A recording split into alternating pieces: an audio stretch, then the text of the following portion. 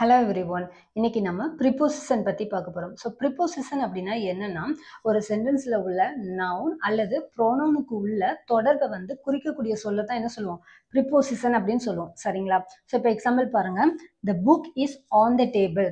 அதாவது புத்தகம் மேஜைக்கு மேல் உள்ளது அப்படின்னு அர்த்தம். சரியா? So இந்த சென்டென்ஸ்ல book அப்படிங்கிறது ஒரு noun, டேபிள் அப்படிங்கிறதும் ஒரு நவுன். சரியா? ஸோ இந்த ரெண்டு நவுனுக்குள்ள ரிலேஷன்ஷிப் ஒரு தொடர்பை குறிக்கக்கூடிய சொல் ஆன், அதாவது புத்தகம் மேஜைக்கு மேல உள்ளது. சரியா? ஸோ அதைத்தான் வந்து ப்ரிப்போசிஷன் அப்படின்னு சொல்லுவோம். சரியா? ஸோ இந்த சென்டென்ஸ்ல இந்த ஆன் அப்படிங்கிறதுக்கு பதிலா அண்டர் அப்படிங்கிற ப்ரிப்போசிஷன் யூஸ் பண்ணுவோம். சரியா? The book is under the table. So அப்படின்னா என்ன அர்த்தம்? புத்தகம் மேஜைக்கு அடியில் உள்ளது அப்படின்னு அர்த்தம். சரியா? பாருங்க, ஒரு சின்ன வேர்ட் தான். இந்த ப்ரிப்போசிஷனை நம்ம வந்து கரெக்டா யூஸ் பண்ணாம தப்பா யூஸ் பண்ணிட்டோம் அப்படின்னா அந்த சென்டென்ஸுக்குள்ள அர்த்தமே வந்து என்ன ஆகிரும்? தப்பாகிரும். சரிங்களா? ஸோ ப்ரிப்போசிஷன் அப்படிங்கிறது ரொம்ப இம்பார்ட்டன்ட். சரிங்களா? ஸோ இந்த ப்ரிப்போசிஷன் வந்து நிறைய டைப்ஸ் இருக்கு. ஸோ நம்ம அதுல வர இம்பார்ட்டன்ட் டைப்ஸை மட்டும் பார்க்கலாம். ஸோ ஃபர்ஸ்ட் டைப் பாருங்க, ப்ரிப்போசிஷன் ஆஃப் டைம். அதாவது ஒரு செயல் வந்து எப்போது நடந்துச்சு, ஸோ எப்போது அப்படிங்கிற கொஸ்டினுக்கு ஆன்சர் பண்ற மாதிரி வர்றது எல்லாமே வந்து ப்ரிப்போசிஷன் ஆஃப் டைம் அப்படின்னு சொல்லுவோம். சரிங்களா? ஸோ இதுல இன், ஆன், அட் அப்படிங்கிற 3 ப்ரிப்போசிஷன் மட்டும் ஞாபகம் வச்சுக்கோங்க. ஸோ இன் அப்படிங்கிற ப்ரிப்போசிஷன் எங்கெல்லாம் யூஸ் பண்ணலாம் அப்படின்னா பாருங்க, பார்ட்ஸ் ஆஃப் த டே, அதாவது இந்த மார்னிங், இந்த ஈவினிங். சரியா? ஸோ மார்னிங், ஆஃப்டர்நூன், ஈவினிங் இதுக்கெல்லாமே வந்து முன்னாடி நம்ம இன் அப்படிங்கிற ப்ரிப்போசிஷன் யூஸ் பண்ணலாம். சரிங்களா? ஸோ அதே மாதிரி மந்த், ஜனவரி, பிப்ரவரி, மார்ச். சரிங்களா? அதே மாதிரி சீசன்ஸ், விண்டர், சம்மர், ஸ்ப்ரிங். அதே மாதிரி இயர்ஸ் 2025, 2022. ஸோ இந்த மாதிரி இயர்ஸ்க்கு முன்னாடியே நம்ம என்ன பண்ணலாம்? இன் அப்படிங்கிற ப்ரிப்போசிஷன் யூஸ் பண்ணலாம். சரிங்களா? ஸோ எக்ஸாம்பிள் பாருங்க, I was born in September. So நான் வந்து செப்டம்பர் மாதம் பிறந்தேன். சரியா? ஸோ இதுல மந்த் செப்டம்பர்னு வந்திருக்கு இல்லையா? ஸோ அதனால அதுக்கு முன்னாடி என்ன பண்ணியிருக்கோம்? இன் அப்படிங்கிற ப்ரிப்போசிஷன் யூஸ் பண்ணியிருக்கோம். சரிங்களா? ஸோ அடுத்ததா பாருங்க, ஆன்.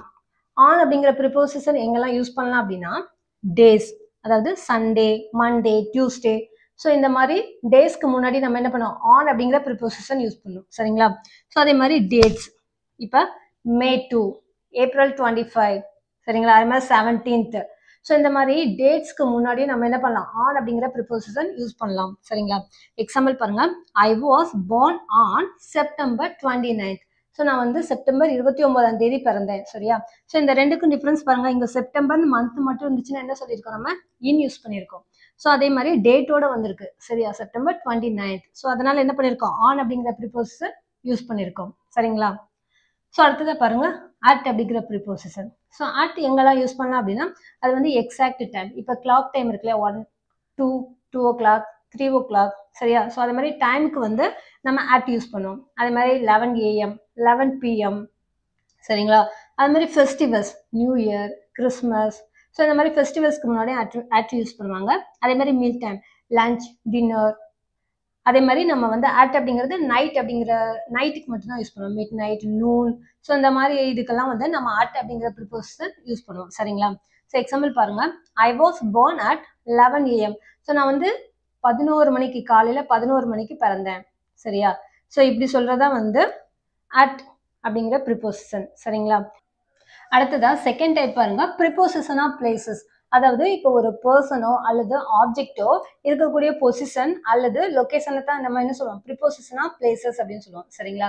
ஸோ இது வேர் அப்படிங்கிற கொஸ்டினுக்கு ஆன்சர் பண்ற மாதிரி வரும். சரிங்களா? ஸோ பாருங்க, example, the ball is in the box. So ball வந்து எங்க இருக்கு? பாக்ஸுக்குள்ள இருக்கு அப்படின்னு சொல்லியிருக்காங்க. சரியா? ஸோ இந்த சென்டென்ஸ்ல நம்ம இன் அப்படிங்கிறதுக்கு பதிலாக நிறைய ப்ரிப்போசிஷன் யூஸ் பண்ணி எப்படி பண்ணலாம் அப்படின்னு பார்க்கலாம். சரிங்களா? ஸோ நம்மளே ஈஸியா சென்டென்ஸ் மேக் பண்ணலாம். ஸோ பாருங்க, பால், பாக்ஸ். சரியா? The ball is in the box. சரியா? ஸோ அதே மாதிரி மேல இருந்துச்சுன்னா என்ன சொல்லுவோம்? On the box. The ball is on the box. அதே மாதிரி the ball is under the box. The ball is near the box. அதே மாதிரி the ball is far the box. அதே மாதிரி the ball is next to the box. The ball is in front of the box.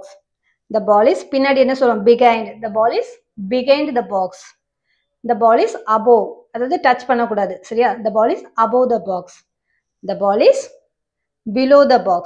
அதே மாதிரி 2 boxes இருக்கும்போது என்ன சொல்லுவோம், between use பண்ணுவோம். the ball is between the 2 boxes. சரியா? ஸோ 2க்கு மேற்பட்ட பாக்ஸஸ் இருக்கும்போது among யூஸ் பண்ணுவோம், நடுவுல. சரியா? So the ball is among the boxes. சரிங்களா? புரிஞ்சுதாங்க? ஸோ அடுத்ததா தேர்ட் டைப் பாருங்க, ப்ரிப்போசிஷன் ஆஃப் டைரக்ஷன். அதாவது ப்ரிப்போசிஷன் ஆஃப் மூவ்மெண்ட் அப்படின்னு சொல்லுவாங்க. சரியா? அதாவது ஒரு பர்சனோ அல்லது பொருளோ ஒரு பிளேஸ்ல இருந்து இன்னொரு பிளேஸ்க்கு மூவ் ஆகுறது தான் என்ன சொல்லுவோம், ப்ரிப்போசிஷன் ஆஃப் டைரக்ஷன் அப்படின்னு சொல்லுவோம். சரிங்களா? ஸோ இப்போ எக்ஸாம்பிள் பாருங்க, the cat is going into the box. So பூனை வந்து பெட்டிக்குள்ள போகுது அப்படின்னு சொல்லியிருக்கோம். ஸோ into அப்படிங்கிற ப்ரிப்போசிஷன் யூஸ் பண்ணியிருக்கோம். சரிங்களா? So movement. சரிங்களா? ஸோ இது மாதிரி இப்போ சில எக்ஸாம்பிள்ஸ் பார்க்கலாம். ஸோ இது வந்து கேட் அப்படின்னு ஞாபகம் வச்சுக்கோங்க. ஸோ மூவ்மெண்ட் இல்லையா, மூவ் ஆகுறதுக்கு, அதனால இதை கேட் அப்படின்னு ஞாபகம் வச்சுக்கோம். ஸோ இப்போ என்ன ஆகுது, பூனை பெட்டிக்குள்ள போகுது, என்ன சொல்லுவோம், into. The cat is going into the box. சரியா? ஸோ அந்த மாதிரி பெட்டிக்குள்ள இருந்து வெளியே வருது. The cat is coming out of the box. The cat is coming out of the box. சரியா? ஸோ அது மாதிரி பூனை பெட்டியை சுத்துது.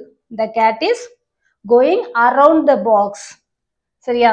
ஸோ அதே மாதிரி இப்போ வந்து கேட் வந்து பெட்டிக்கு மேலே, டேபிளுக்கு மேலே ஏறுது. The cat is jumped on to the table. On to. So on to the table. So இப்போ டேபிள்ல இருந்து குதிக்குது. The cat is jumped off the table. சரியா? ஸோ அதே மாதிரி டுவார்ட். ஸோ பூனை அங்கேருந்து வருது பெட்டியை நோக்கி.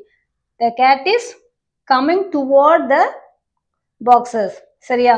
ஸோ அதே மாதிரி இங்கேருந்து அங்கே தூரமாக போகுது. The cat is going away from the boxes. சரியா? ஸோ அதே மாதிரி அந்த கேட் வந்து இந்த பெட்டியை கடந்து போகுது. The cat is going past the boxes. சரியா? ஸோ அதே மாதிரி என்ன ஆகுது, கேட் வந்து மொத்தமாக இந்த டேபிளை தாண்டுது. சரியா? The cat is jumped over the table. So இங்கேருந்து அங்கே அப்படியே ஜம்ப் ஆகுது. சரியா? ஸோ ஓவர் அப்படின்னு சொல்லலாம். சரிங்களா?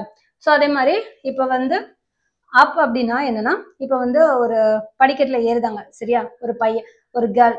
The girl is going up the stairs. சரியா? அதே மாதிரி the girl is going down the stairs. சரியா? ஸோ along எங்க யூஸ் பண்ணுவோம், இப்போ ரோட்ல நேரம் நடந்து போறோம் அப்படிங்கும்போது along யூஸ் பண்ணுவோம். The boy is going along the way. சரியா? ஸோ அதே மாதிரி ரோடு எப்படி கிராஸ் பண்றோம் அப்படின்னா, the boy is going across the road. சரியா? ஸோ அதே மாதிரி pipe, through. The boy is going through the pipe. அந்த பைப்பு உள்ள வழியா வர்றது.